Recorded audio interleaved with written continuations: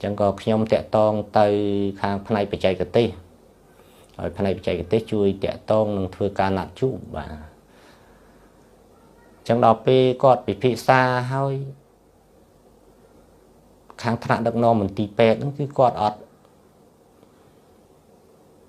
ព្រមជួបយើងទេ បាទ គាត់ថាមិនជួបគឺមិនពីព្រោះអត់ត្រូវឲ្យ បាទ មិនអាចឲ្យបានអញ្ចឹងណា ថ្ងៃមួយខ្ញុំសម្រេចទៅជួបថ្នាក់ដឹកនាំផ្ទាល់តែម្ដង បាទ នៅថ្ងៃទី 9 ខែ 10 ឆ្នាំ 2023 ហ្នឹងណា បាទ ខ្ញុំថាខ្ញុំទាំងទៅជួបថ្នាក់ដឹកនាំ ថ្ងៃហ្នឹងខ្ញុំទៅថ្ងៃច័ន្ទ ព្រោះពីច្រើនថ្ងៃច័ន្ទខ្ញុំទៅច្រើនជួប ហើយខ្ញុំមានការទៅសេជាលិខិតស្នាមមួយទៀត បាទ ក្រៅពីការទៅសេដៃនេះតែខ្ញុំទៅសេជាលិខិតស្នាម បាទ មួយទៀត បាទ ខ្ញុំសេប្រើកុំព្យូទ័រ អញ្ចឹងខ្ញុំទៅជួបគាត់ថ្ងៃ 9 បាទ ថ្ងៃ 9 ខ្ញុំទៅជួបទៀត ប៉ុន្តែដល់ពេលខ្ញុំទៅគឺនាយកខាងមន្ទីរពេទ្យហ្នឹងគាត់អត់មក អញ្ចឹងពេលដែលខ្ញុំទៅជួបអនុប្រធានហ្នឹងក៏ខ្ញុំបាននិយាយហើយនឹងប្រគល់លិខិតនេះឲ្យគាត់ម្ដងទៀត បាទ ហើយខ្ញុំបានប្រាប់ពីការស្នើសុំរបស់ខ្ញុំតាំងពីថ្ងៃ 4 ខែ 9 នោះ បាទ គាត់ថាគាត់អត់ដឹងទេ គាត់អត់ដឹង គាត់និយាយថាគាត់អត់ដឹងតែម្ដង ដល់ខ្ញុំបានបង្ហាញលិខិត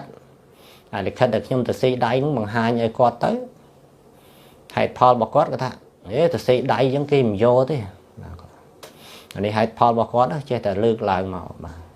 នេះបន្តិចនោះបន្តិច កំណត់របស់គាត់គឺគាត់ខាងមន្ទីរពេទ្យហ្នឹងគឺមិនចង់ឲ្យ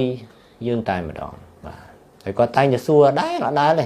សំណួរគ្មានអីក្រៅពីថាចង់ដឹងធ្វើអី បាទ ខ្ញុំឆ្ងល់ដែរ បាទ ខ្ញុំសួរថាក្រៅពីឪពុកម្ដាយតើអ្នកណាដែលមានសិទ្ធិជាងឪពុកម្ដាយទៀតនៅក្នុងការដឹងរឿងរបស់កូនរបស់ខ្លួន បាទ តាក់ទងទៅនឹងការលទ្ធផលពិនិត្យជំងឺកូនរបស់ខ្លួន បាទ ហើយការចង់ដឹងហ្នឹងវាខុសអី បាទ